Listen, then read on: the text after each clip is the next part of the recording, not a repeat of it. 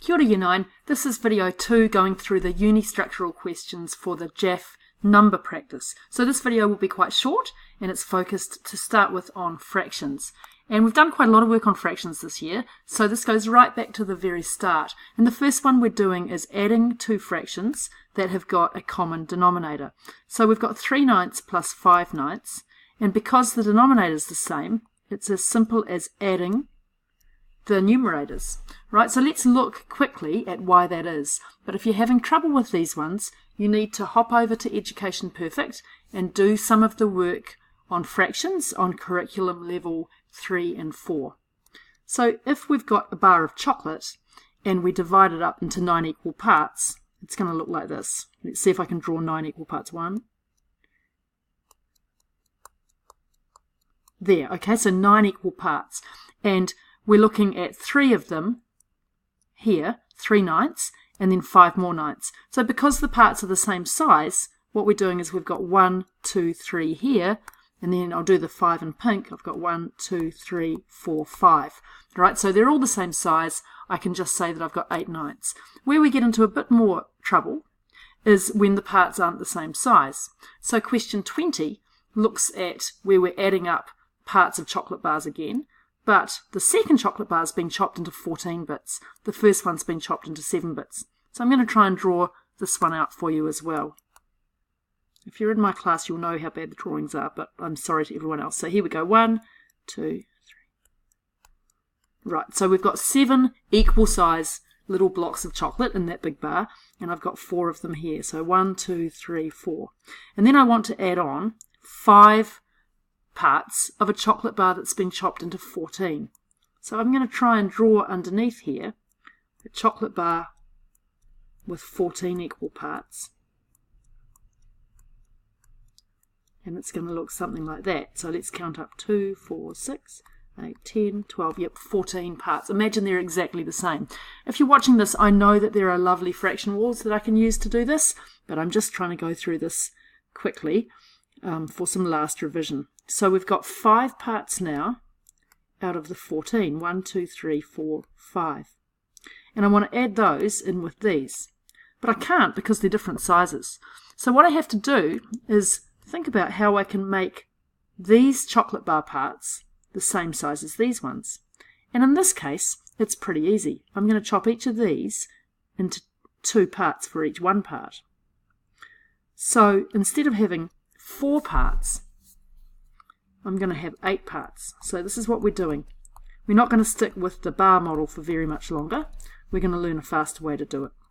We've got equal sized bits of chocolate now, and that first one, instead of having 4 bits of chocolate, we've got 8 bits of chocolate. All right, so just one more time, where are the 8 bits of chocolate? Well, here's 1, 2, 3, 4, 5, 6, 7, 8. And now we're back to the situation we had up here in this question. We've got the same denominator, so we can just add and we get 13 out of 14, 13 over 14. Now we don't want to have to keep doing the chocolate bar thing because we haven't got time, we've got better things to do. So what did I do to that 7 to get a common denominator? Well, in this case I just times it by 2. So equivalent fractions is where whatever I'm doing to the numerator, I do to the denominator, I do to the numerator. Right, so I'm going to times that one by 2 as well. Now in question 21, we've got a slightly harder example. We've got 7/8 minus 2/3. So if we picture what we want to do with chopping up the bars of chocolate, we're looking for the lowest common multiple of those two numbers. And in this case, we can get it by multiplying 8 by 3, or we can think about skip counting and seeing where we hit both multiplication tables. So 8, 16, 24, and for 3 we'd go 3, 6, 9, 12, 15, 18, 21, and 24. So 24 is the first number in both of those. So here we go. So what did I do to the 8? What did I multiply it by to get to 24? Well, I times it by 3. So to keep the fraction equivalent, I have to times the 7 by 3, giving me 21. Now let's look at what we did to the 3. What did we multiply that by to get to 24? Well, we times that by 8. So I have to do the same thing to the 2. 2 8s will give me 16. Now I've got a whole lot of mess here that I'm going to get rid of. Let's just delete all that. I've got the same denominator, so all I have to do is go 21, take away 16, which gives me 5 over 24. Right, now let's move on to question 22. I've got 5/6 plus 3/4. So the lowest common multiple of those two numbers is not going to be 6 4s. It's not going to be 24. It's going to be 12. So let's do our skip counting in 6s. We get 6 and then 12. And skip counting in 4s gives me 4, 8, 12. So we don't have to go as far as 24. The lowest common multiple is 12. Right, 6 watts give me 12, 6 2s. So 5 times 2 gives me 10. 4 times watt gives me 12. 4 times 3. Then we do the same thing to the 3. 3 times 3 gives me 9. So what do we end up with? Well, we get 19 over 12, which we could write as a mixed number as 1 whole and 7 twelfths. Now I want to show you what would happen if you just multiply the 6 and the 4 together, because I know some of you are probably going to do that. And it will still work out, but we have to be a bit careful about simplifying. So if I go 6 4s are 24, the first thing is my brain has to work just a little bit harder, but not that much harder. I get 6 4s are 24, so 5 4s give me 20. 4 6s are 24, so 3 6s are 18. So everything works fine, right? I get 38 over 24. But the problem is, this fraction hasn't been simplified, and that's kind of like the cardinal sin of fractions. You've got to simplify. So we have to divide it out the factor of 2, and we get back to what we had before, 19 over 12, or 1 and 7 twelfths. Okay, so that's that one done. What have we got left? Right, and then we're on to something which is actually way easier, which is fraction multiplication.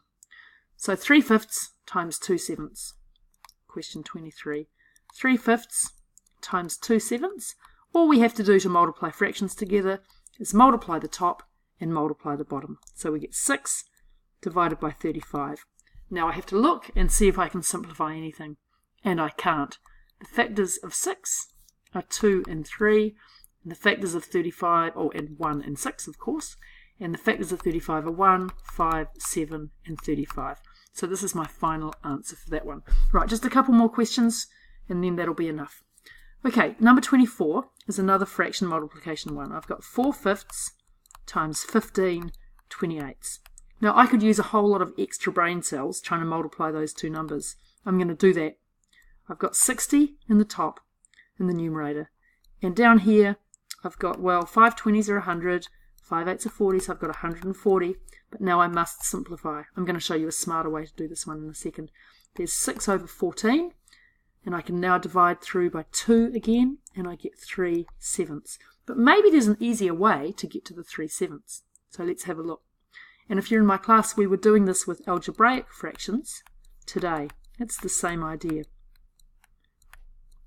If I look sideways, I can see that the 15 and the 5 have got a common factor, and that common factor is the 5.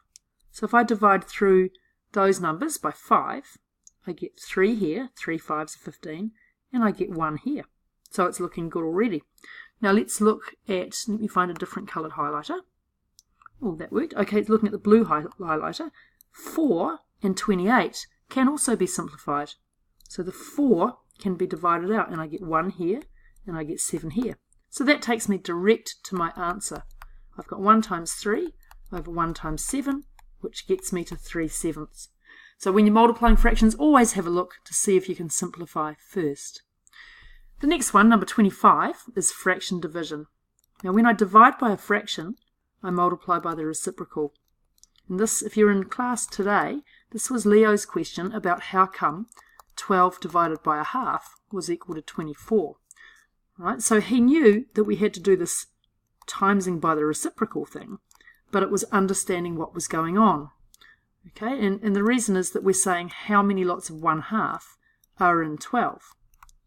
So if we've got 12 bars, we can see that each one has got 2 halves. So that's how come we end up going 12 times 2. But it's a bit like the first box of chocolates thing in here. We can't be bothered doing that all the time. So we pretty quickly get ourselves where we know that when we divide by a fraction, we times by the reciprocal. And in this one, we can do it the clunky way. Oops, what's happened there? We can just times the top and times the bottom, and we get 20 over 36. But we have to simplify that. Right, so 20 over 36, we can divide through by a common factor of 4, and we get 5/9. But I'm going to do that the smart way, which is simplifying within the fractions.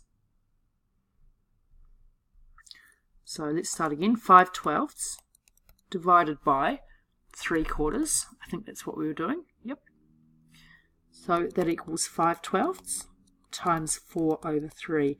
But look at the 4 and the 12. There's a common factor in there, which is 3. So that gives me 5 over 9. And I can't simplify that any further, so we're done with that one. Right, one question left. Oh, 2 questions left. List all the prime numbers between 15 and 35. Right, so let's just put all our numbers down and see how we can knock things out.